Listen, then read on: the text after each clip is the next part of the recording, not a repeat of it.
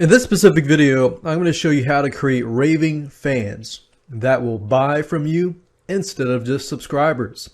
Now, in this case, when I talk about subscribers, I'm just talking about people that are on your list.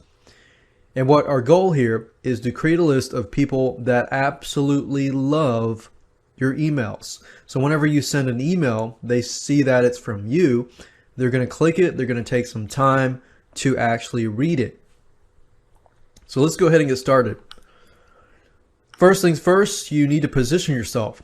Your subscribers will be attracted to you depending on how you position yourself or introduce yourself. So when they subscribe onto your list, you need to position yourself right then and there. And what I mean by that is this: are you there to help them, or are you there just to sell to them? And even though helping people sounds really good, you can still help them through what you sell them. Now, what I found is being on the extreme end of giving away free stuff all the time or selling all the time should be avoided. If you give people free stuff all the time, you've conditioned them to receive free stuff from you, and you've positioned yourself as somebody who gives away free stuff. Now, if you sell to them all the time, then they're going to think, how are you helping me? But as long as the products that you are selling relate to possibly helping them, that might be good as well. But in terms of creating raving fans, you need a balance. So that's why I call it the balance formula. What I found over the years is this: there needs to be a balance between the two. A balance between education versus promotions. So in other words, you need to educate them, but you also need to sell.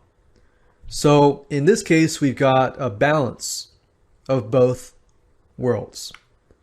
For example, the first half of the week, or whatever half that you choose, you could help educate your list on a certain topic that could help them.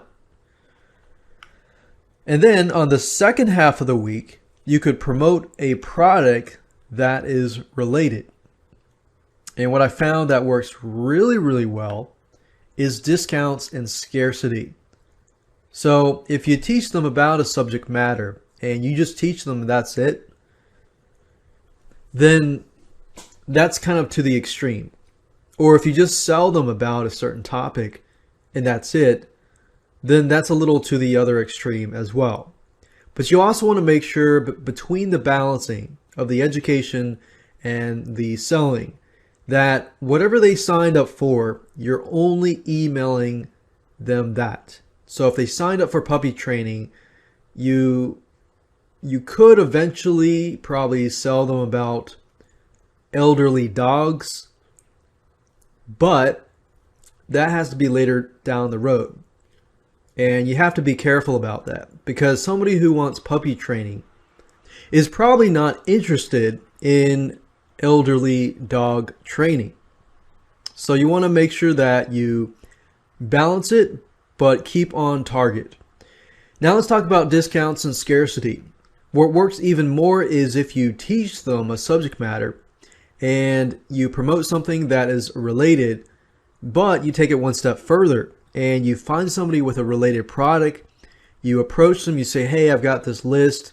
It converts really well in terms of this product, and I just taught them about this subject matter, and your product relates to it. What I found is you approach these sellers and you work out a deal. Even if it's 50%, 40%, or 30%, just ask 30% for 48 hours. If you constantly do this on a consistent basis, even if it's once a month, I found that this works like crazy, because people feel like, wow, okay, I'm learning something that's useful, but how can I apply it? How can I get something related to it? So they're already thinking about that. And if you use this method, a specific strategy, then you will do very well in terms of converting your list into raving fans and into buyers. And it definitely takes a little more time on your part, but it's definitely well worth it. And another thing to do is be consistent as well about the time that you email them.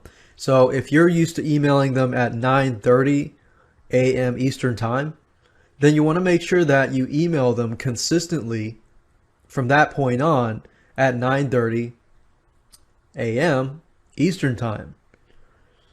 And I found that helps a lot because people are waiting to receive an email at that time. And of course, people around the world, if you're dealing around the world, that could be a different case from them. But with the autoresponders that you use, like GetResponse and things like that, you can also set it in a way that it'll be sent during their time zone and so forth. But consistency is important. Conditioning your list is important. So whatever you do, make sure that you're consistent. And that's it.